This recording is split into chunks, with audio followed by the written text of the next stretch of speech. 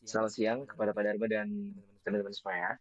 Sebelumnya, perkenalkan, nama saya Lufidia Prasetino Tanilolo, bisa panggil Lufin, dengan NRP 5007 241062 dari kelas A Analisis Digital Geofisika ke kelas B.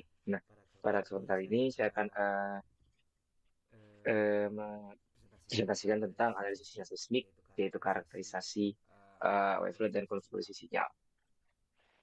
Oke, di kemarin kan kita sudah membahas tentang FFT. Sekarang kita akan membahas tentang konvolusi sinyal.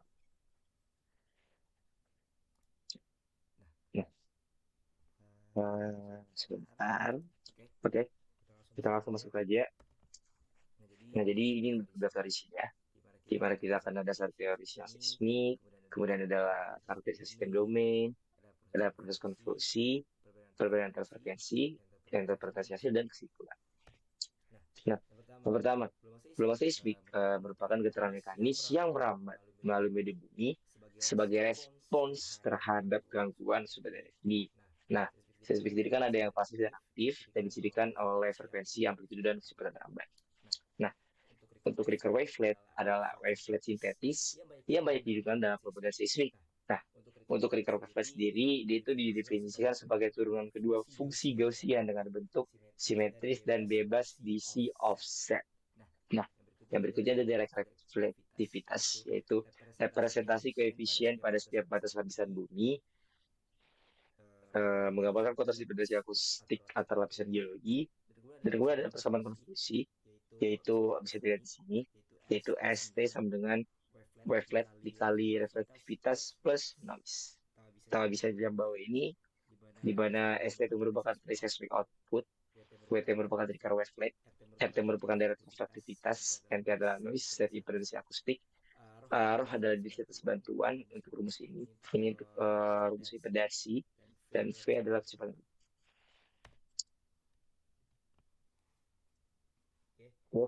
Sebelum kita ke lokasinya, terlebih dahulu saya akan melakukan coding.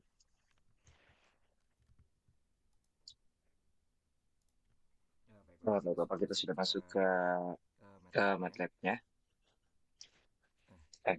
Uh, yang pertama, kita akan seperti biasa kita akan set parameter dulu.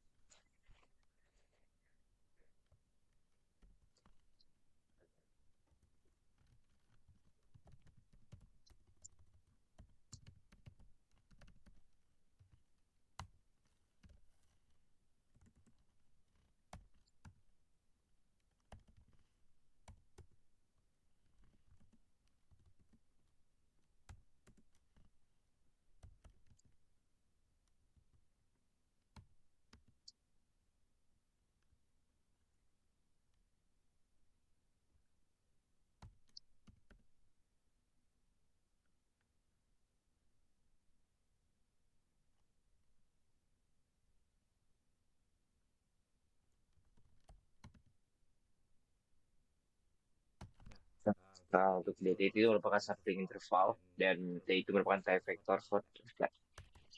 Nah, proses pertama kita akan generate dulu untuk recovery flat 30 Hz. Di mana kita definisikan terlebih dahulu. Kita tahu dulu.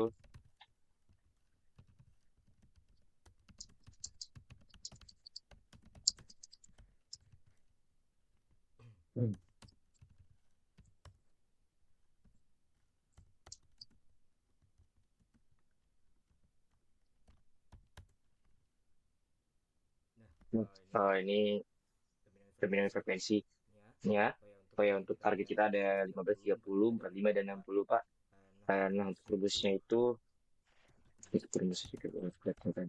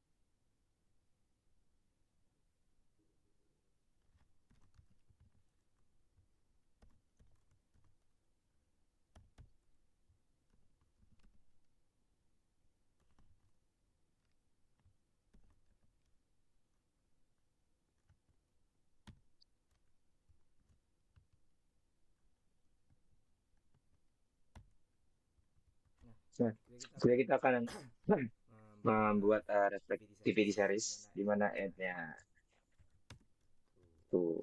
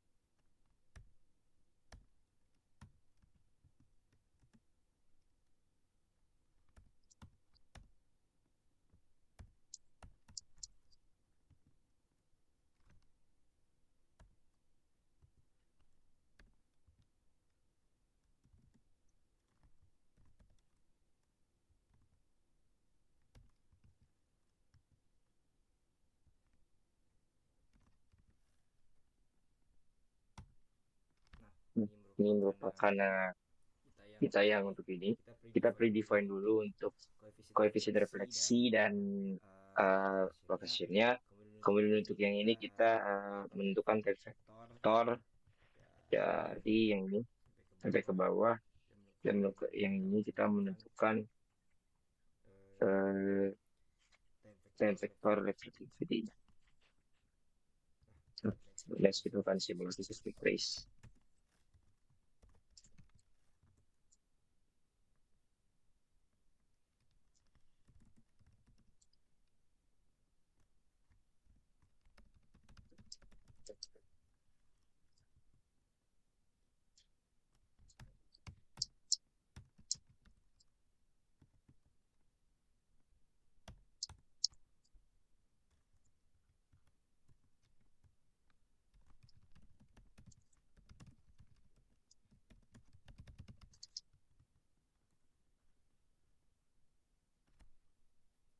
Nah, next kita akan plotting.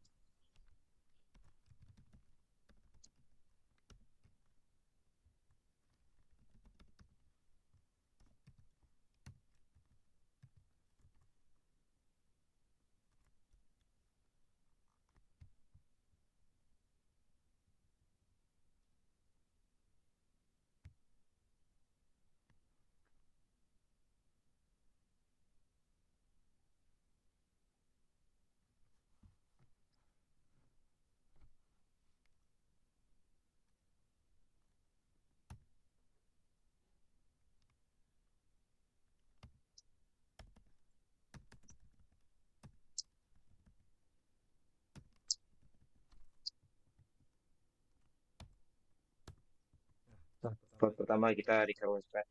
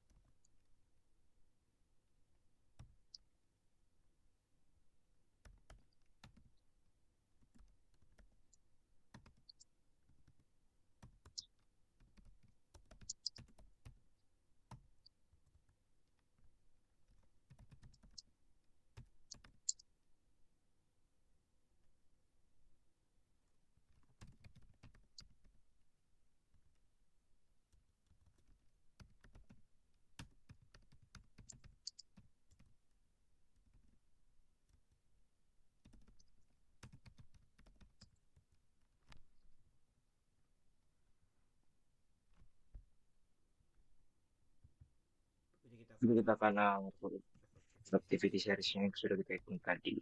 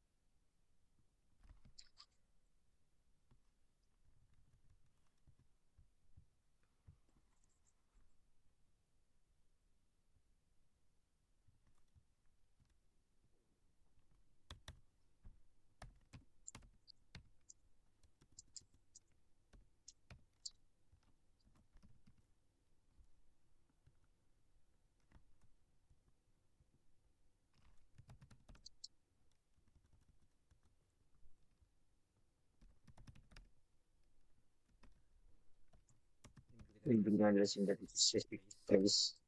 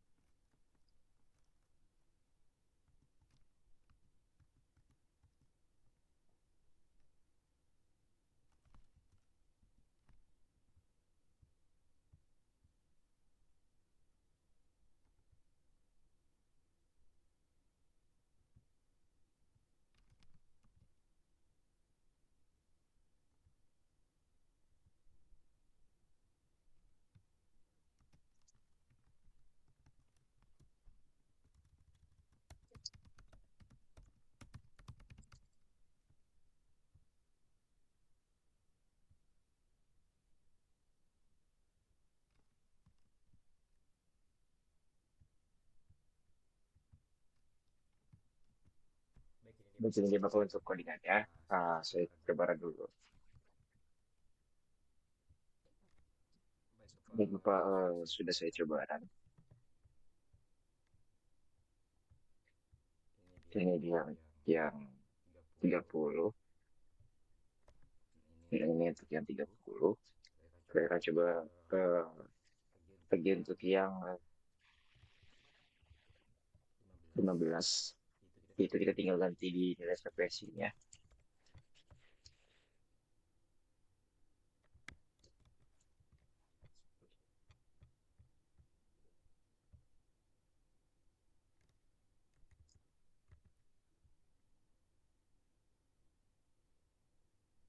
Jadi untuk ini yang 15.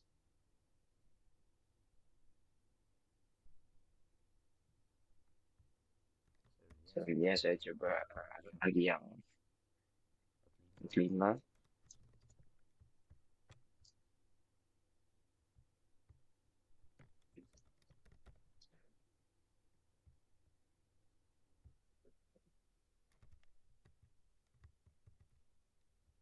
Nah, ini untuk yang 45, Bapak.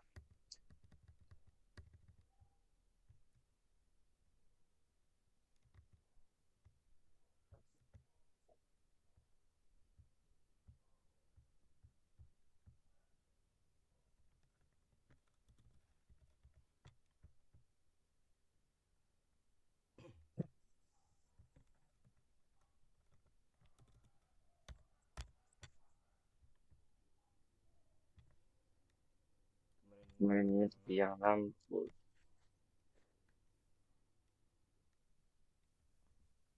Untuk codingannya seperti sudah selesai, kita akan balik lagi ke dalam presentasi atau PPT-nya.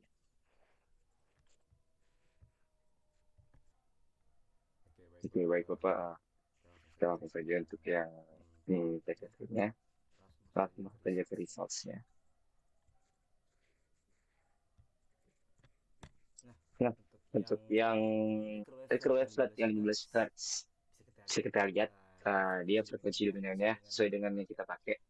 Dia di 15 Hz. Kemudian untuk periode dominannya dia ada di 66,7 milisecond. Nah, untuk lebar wavelet-nya dari sini, sekitar sini sampai sini, dia itu ada sekitar 133 milisecond. Nah, berikutnya yaitu untuk karakter trace-nya atau ke seismic trace-nya ini, dia itu smooth dan turning thickness-nya dia 30 sampai 50 meter.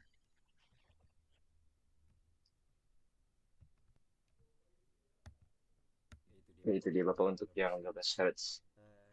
Di mana untuk 15 Hz itu dia panjang gelombang seismiknya itu bergantung pada medium dan frekuensi. Nah, next untuk yang 30 Hz, dia itu periode dominannya ada di angka 33,3 milisecond. Untuk lebar wavelet-nya dia sekitar 67 milisecond. Nah, untuk karakter trace-nya dia mulai terpisah dan lebih banyak fitur-fitur yang dimaksud sini, yaitu lebih banyak ini tren-trennya ini. Nah, untuk turning thickness-nya dia 15-25 meter. Nah, untuk yang 45 Hz, dia periode dominannya ada di angka 22,2 milisecond. Lebar wavelet-nya dia itu cenderung sempit, hanya 44 milisecond apabila dibandingkan dengan yang pertama tadi. Nah, berikutnya adalah karakter trace-nya. Dia itu refleksi terbedakan dengan sangat jelas. Bisa dilihat dari ininya, waktunya, itu sangat jelas sekali. Kemudian resolusinya tinggi, lapisan tipisnya mulai terdeteksi. Nah, untuk yang 60, ini lebar waveletnya sangat sempit. Bisa kita lihat sih. Dia itu hanya sekitar ya 33 milisekan juga sama kayak tadi. Cuman lebih kecil lagi, harusnya di bawah. Kemudian untuk periode dominannya dia itu sekitar 16,7 milisekan. Untuk karakter trace-nya dia detail maksimal. Bisa lihat apabila kita bandingkan dengan yang pertama itu tidak sedetail yang 60 ini. Dia itu dapat mendeteksi lapisan ultra tipis. Seperti itu betul. Nah, untuk proses konvolusinya, nah ini uh, yang pertama, uh, pertama itu ada reflektivitas dan resismik. Nah, dari pertama itu adalah wavelet. Nah, wavelet sendiri berfungsi sebagai source function seismik. Lempar dari frekuensi dominan pada wavelet ini menentukan resolusi akhir preseismik seperti kita lihat tadi. Lebarnya juga sangat menentukan ke resolusi trace-nya, di mana yang 60 itu lebih bagus daripada 15. Semakin tinggi frekuensi, semakin sempit wavelet, maka resolusi vertikalnya semakin baik. Nah, itu terbuktikan dengan apa yang kita lakukan tadi. Nah, berikutnya, reflektivitas merepresentasikan batas-batas lapisan geologi dalam domain waktu. Bila kalau refleksi mencerminkan besar kontraksi impedansi akustik di setiap lapisan. Kemudian lokasi konfusi antara wavelet dan daerah reflektivitas menghasilkan trace seismik sintetis. Nah, trace ini merupakan representasi respons seismik yang terekam di permukaan. Gitu. Nah, ini untuk perbandingan frekuensi yang sudah disebutkan tadi. Nah, untuk yang 15 Hz, dia emang uh, bisa untuk lapisan yang dalam, tapi uh, resolusinya rendah. Sedangkan untuk yang 60 Hz, dia itu sedangkal, tapi resolusinya dia sangat tinggi. Seperti itu. Nah, untuk peningkatan frekuensi, resolusi vertikal meningkat, namun penetrasi kedalaman dan ketahanan terhadap noise menurun. Seperti itu, Bang. Nah, ini untuk interpretasinya. Ini eh, sebenarnya tidak bisa jadi patokan juga karena kan ini data sintesis, cuman ini biasanya yang bisa dilihat pada dunia nyata. Nah, misalnya untuk yang 15 Hz, dia itu cocok untuk pemertaan regional dan target kedalaman sangat dalam. Nah, dia ini tidak ideal untuk deteksi reservoir yang tipis. Kenapa? Karena seperti saya katakan tadi, dia berfokus ke penetrasi yang dalam namun resolusi yang tidak baik. Sehingga untuk yang zona-zona tipis, dia akan menghasilkan interpretasi yang kurang baik atau uh, kurang cocok lah untuk yang lapisan yang tipis. Nah, untuk yang 30 sampai 45 Hz dia itu bisa dibilang seimbang lah Bapak karena dia bisa menghasilkan kedalaman yang tidak dangkal dan tidak dalam juga namun dengan resolusi yang bisa dibilang tidak seburuk 15 Hz tapi tidak sebaik 60 Hz juga. Nah, dia itu ideal untuk reservoir dengan ketebalan 15 sampai 30 meter. Nah, sedangkan untuk yang 60 Hz dia itu eh, mampu mendeteksi variasi lateral yang halus, namun dia sangat sensitif dan lebih sensitif terhadap noise. Nah, dia itu perlu pemeriksaan yang lebih ketat. Nah, nah proses ini ideal untuk survei detail, reservoir yang tipis, dan near surface characterization. Nah, berikut merupakan kesimpulannya, di mana recurrent wave itu memiliki fungsi membedakan source seismik dengan parameter utama frekuensi dominan. Nah, untuk semakin tinggi frekuensi wavelet, semakin sempit lebar wavelet dalam menurut waktu, sehingga resolusi vertikal meningkat signifikan dan lapisan tipis dapat lebih terdeteksi. Nah, pada frekuensi 15 Hz, refraktor saling tumpang tindih. Nah, pada 60 Hz, setiap frekuensi dapat diidentifikasi secara individual dengan sangat detail. Nah, peningkatan resolusi diiringi trade-off. Nah, frekuensi tinggi lebih sensitif terhadap noise dan memiliki penetrasi kedalaman yang lebih terbatas dibanding frekuensi rendah. Nah, untuk pemilihan frekuensi akuisisi harus disesuaikan dengan target akurasi. Seperti itu, Bapak. Demikian untuk presentasi saya pada hari ini. Apabila banyak kesalahan, saya minta maaf dan terima kasih banyak Bapak atas perhatiannya. Sekali lagi apabila ada kesalahan dalam bertutur kata atau terlalu seperti biasanya, saya minta maaf dan terima kasih banyak Bapak atas perhatiannya.